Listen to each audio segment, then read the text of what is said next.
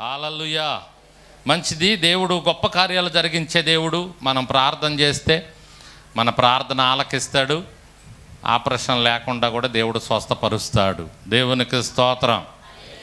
ఆయనకు అసాధ్యం అనేది ఏదీ లేదు. ఒక అనారోగ్యాల విషయమే కాదు, కానీ మీ జీవితంలో ఏదైనా ఏ కార్యమైనా మీరు ప్రార్థన చేయండి. నేను సాక్షిగా ఉంటానయ్యా, నీ సన్నిధిలో సాక్షిగా ఉంటానయ్యా అని ప్రార్థన చేయండి. దేవుడు తప్పకుండా మిమ్మల్ని తన సాక్షులుగా ఆయన సన్నిధిలో నిలవబెడతాడు.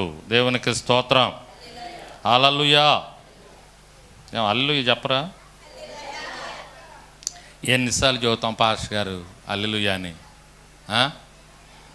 ఎన్నిసార్లు చదువుతాం చెప్పండి అని అంటున్నట్టున్నారు, అనుకుంటున్నట్టున్నారు. ఎన్నిసార్లు చెప్పినా తనివి తీరనిది. బజార్లో గొడవ జరిగిందనుకో, నోరు ఆగుద్దా చెప్పండి? 2 గంటల సేపు అనర్గళంగా తిడతారు, నోరు తెరిచి అనర్గళంగా. అవునా కాదా? ఆపమ్మన్నా కూడా ఆపరు 2 గంటల సేపు. సాయంత్రానికో తెల్లారి పొద్దునకో ఎలా ఉంటుంది, ఎలా మాట్లాడతారంటే, ఏమైందమ్మా గొంతు రాదు. ఏంది? అరిసి అరిసి అరిసి. హల్లెలూయా చెప్పారనుకో, మీ గొంతులు బాగుపడతాయి. దేవునికి స్తోత్రం.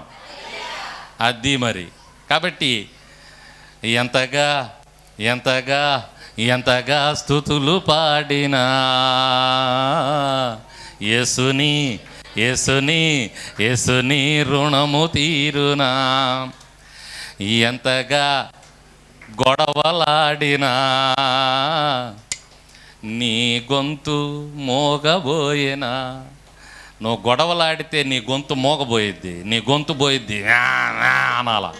కానీ నువ్వు ఎంతగా దేవుణ్ణి స్తుతించినా నీ గొంతు ఇంకా రాటు తేలిద్ది. దేవునికి స్తోత్రం. రోషన్ కుమార్ గారు అసలు స్టేజీ ఎక్కుతానా ఎక్కలేనని భయపడ్డారంట. అనారోగ్యంతో వచ్చారు ఇక్కడికి. స్టేజీ ఎక్కాక ఇక చూడండి దేవుడు ఎలా వాడుకున్నాడు. మీ అందరూ సాక్షులు కదా. శక్తి లేని వారికి శక్తినిచ్చి నడిపించే దేవుడు. ఆయన మాట మన నోటి నుంచి వస్తే హల్లెలూయా, దేవుణ్ణి ఎల్లప్పుడూ స్తుతించండి అని దాని అర్థం. హల్లెలూయా అనే మాట మనం ఎంతగా మన నోటితో మనం అంటే అంతగా మనం శక్తిని పొందుకుంటాం. దేవునికి స్తోత్రం. ఏం పొందుకుంటాం? అందుకని యేసు రక్తమే జయం. హల్లెలూయా, యేసయ్యా. ఈ మాటలు ఎల్లప్పుడూ మీ నోటితో అనుకుంటా ఉండండి. మీరు ఇళ్ళ దగ్గర ఉన్నప్పుడు, మీరు పనులు చేసుకుంటున్నప్పుడు, యేసు రక్తమును కంటే మించినది ఈ భూమి మీద విలువైనది ఏదీ లేదు. యేసు రక్తమే అన్నిటి మీద మనకి విజయాన్ని ఇచ్చేది. అందుకనే యేసు రక్తమే జయం అనుకుంటా ఉండండి. యేసయ్య అన్ని నామాల కంటే పైనామం. ఈ భూమి మీద ఏదైనా ఒక నామం ఉంది అంటే గొప్ప నామం, అది యేసయ్య. దేవునికి స్తోత్రం. కాబట్టి యేసయ్యా అని అనుకుంటా ఉండండి. యేసు రక్తమే జయం. యేసయ్యా, హల్లెలూయా అనుకుంటా ఉండండి. మీకు దేవుడు శక్తినిస్తాడు. గొడవబడినప్పుడు గంటలు గొప్పగా పెద్దగా అరుచి మాట్లాడుతుంటాం. ఇవి అనండి, దేవుడు శక్తినిస్తాడు. దేవునికి స్తోత్రం. కాబట్టి దేవుడు ఈ సాక్ష్యాలను దీవించునుగాక.